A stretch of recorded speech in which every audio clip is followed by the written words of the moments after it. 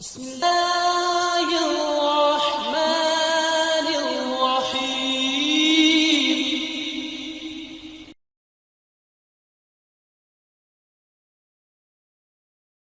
إن الحمد لله نحمده ونستعينه ونستغفره ونستهديه ونعوذ به من شرور أنفسنا ومن سيئات أعمالنا. من يهده الله فلا مضل له ومن يضلله فلا هادي له، وأشهد أن لا إله إلا الله وحده لا شريك له، وأشهد أن محمدا عبده ورسوله صلى الله عليه وسلم. اللهم صل على محمد وعلى آل محمد كما صليت على إبراهيم وعلى آل إبراهيم إنك حميد مجيد. اللهم بارك على محمد وعلى آل محمد كما باركت على إبراهيم وعلى آل إبراهيم إنك حميد مجيد. رب اشرح لي صدري ويسر لي أمري واحلل عقدة من لساني يفقهوا قولي. اللهم انفعنا بما علمتنا وعلمنا ما ينفعنا وزدنا علما. سبحانك لا علم لنا إلا ما علمتنا إنك أنت العليم الحكيم. أعوذ بالله من الشيطان الرجيم. بسم الله الرحمن الرحيم. وقال إني ذاهب إلى ربي سيهدين. رب هب لي من الصالحين. فبشرناه بغلام حليم. فلما بلغ معه السعي قال يا بني إني أرى في المنام أني أذبحك فانظر ماذا ترى. قال يا أبت افعل ما تؤمر ستجدني إن شاء الله من الصابرين. ہر قسم کی تعریف و ستائش اللہ رب العالمین کے لیے، اور عرب درود و سلام امام الانبیاء قائد المرسلین رحمت دو عالم حضرت محمد رسول اللہ صلی اللہ علیہ وسلم پر، اور آپ کے ان صحابہ کرام پر جنہوں نے آپ کی اتباع اور فرما برداری کی. اللہ کی توفیق سے ہم ذی الحجہ کے انتہائی مبارک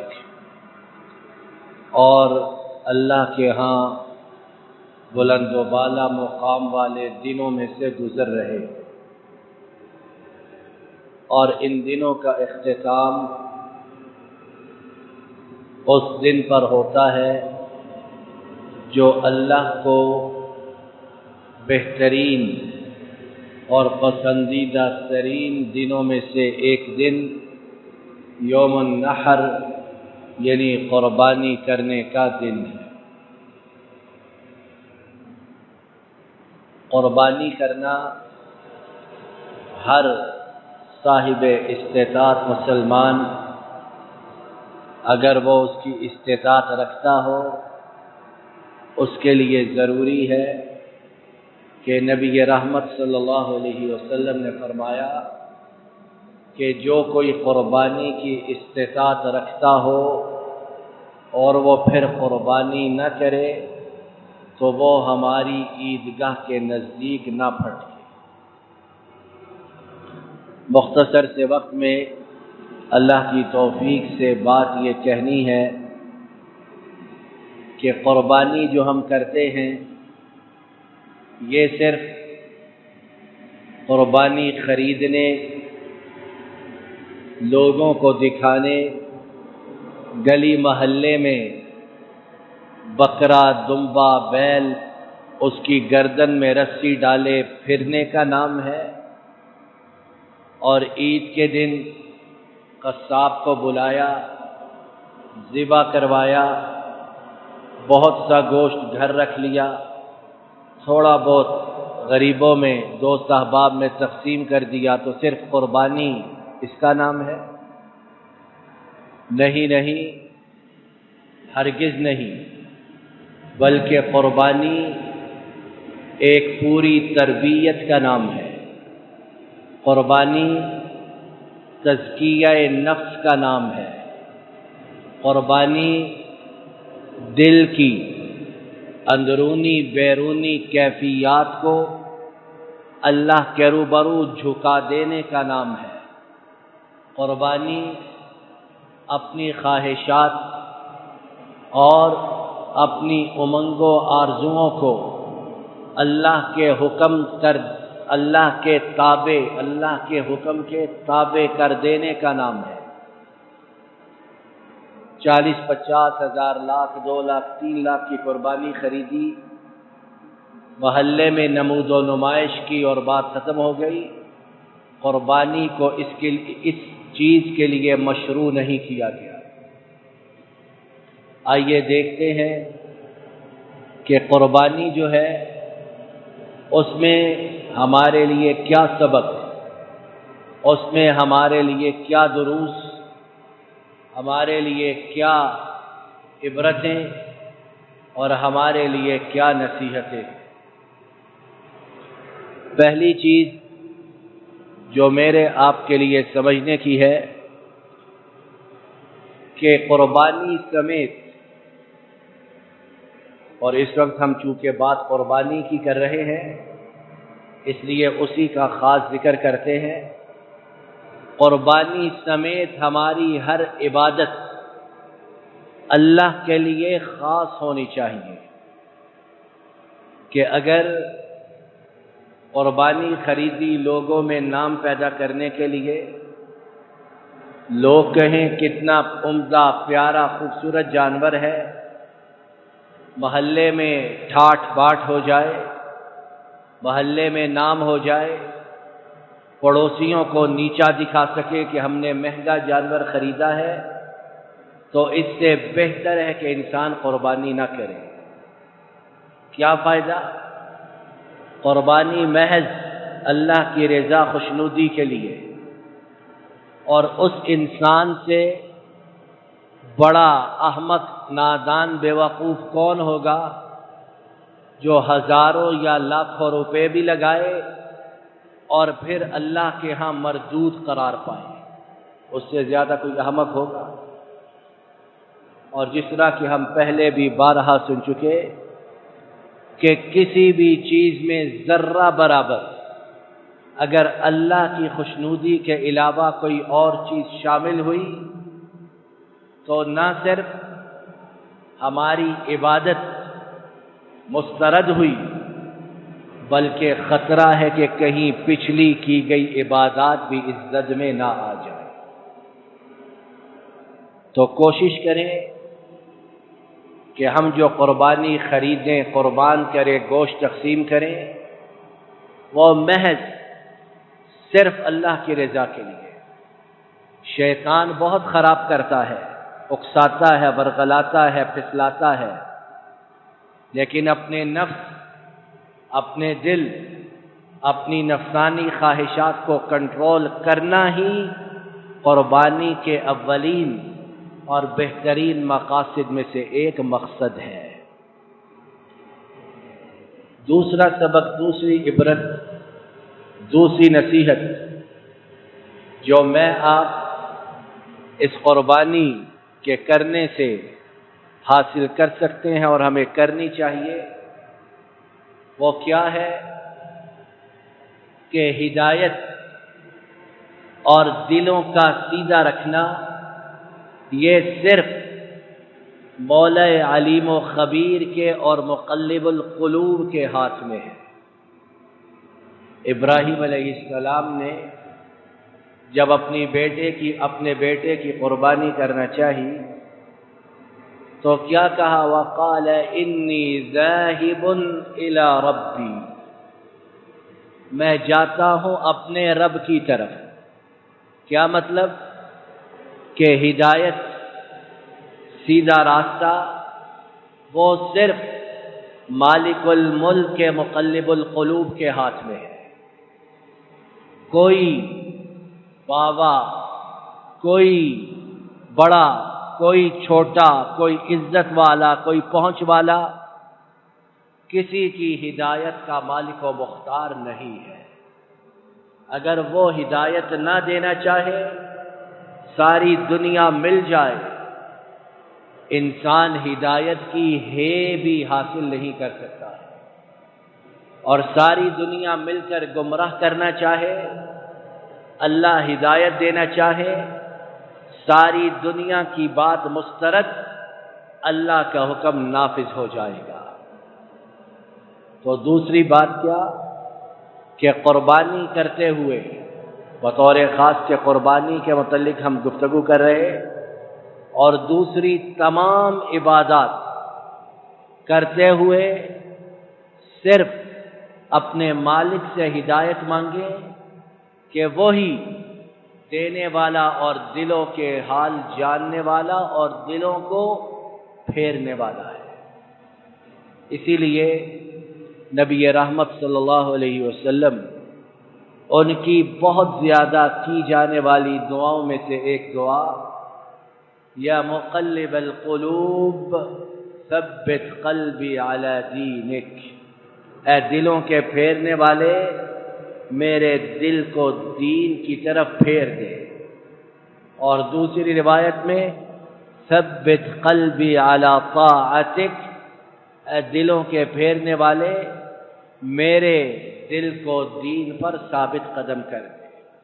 اگر مدینے والے، جن سے بڑھ کر مقام و مرتبہ کسی کا نہیں، وہ اللہ سے اتنی زیادہ ہدایت مانگا کرتے، تو میرے لیے، آپ کے لیے اس کی ضرورت نہیں ہے۔ تیسری بات، تیسرا درس، تیسری عبرت، تیسری نصیحت جو میرے لیے، آپ کے لیے قربانی کے قصے میں موجود ہے، وہ یہ کہ انسان اگر کچھ مانگنا چاہے، کچھ طلب کرنا چاہے، کسی چیز کی امنگ آرزو رکھے، تو وہ کس سے مانگے، کس سے طلب کرے؟ اللہ نے دنیا میں اسباب بنائے ہیں، اور ان اسباب سے ہم نے فائدہ اٹھانا ہے، لیکن اصل دینے والی ذات کون سی ہے؟ اور حضرت ابراہیم نے جب اپنے بیٹے کی قربانی کرنا چاہی، ربی ہب لی من الصالحین، اے اللہ مجھے، ان کی جو دعا اللہ نے سورہ صافات میں ذکر کی قربانی کی آیات سے پہلے، کہ اے اللہ مجھے نیکوکار بچوں میں سے بچہ عطا فرما۔ اب خلیل الرحمن ہیں، اللہ کے دوست ہیں، نبی ہیں، پیغمبر ہیں، اور ان 5 انبیاء میں سے ہیں جو اولو العزم من الرسل، سب سے بلند و بالا مقام والے 5 انبیاء، ان میں سے ایک خلیل الرحمن۔ انہوں نے بھی جب کوئی چیز مانگنی چاہی، کوئی آرزو کی، تو کس کے روبرو اپنی فریاد کی؟ قربانی کرتے ہوئے، قربانی خریدتے ہوئے، اسے ذبح کرتے ہوئے، ہماری فریادوں کا مرکز اور ہماری فریادوں کا محور بھی وہی رب ہونا چاہیے کہ اے اللہ آپ کے لیے خرید رہے، آپ کے لیے قربان کر رہے، آپ کے لیے اس کے گوشت کو تقسیم کر رہے، اب اپنے فضل و کرم سے آپ ہماری جائز خواہشات امنگوں کو پورا فرمائیں۔ اللہ تعالیٰ معاف کرے، بہت سے لوگ قربانی کرنے سے پہلے بعد میں فلاں کے نام کی قربانی ہے، فلاں خوش ہو جائے، فلاں کے نام کا صدقہ ہے، فلاں خوش ہو جائے، تو اللہ معاذ اللہ کدھر گیا؟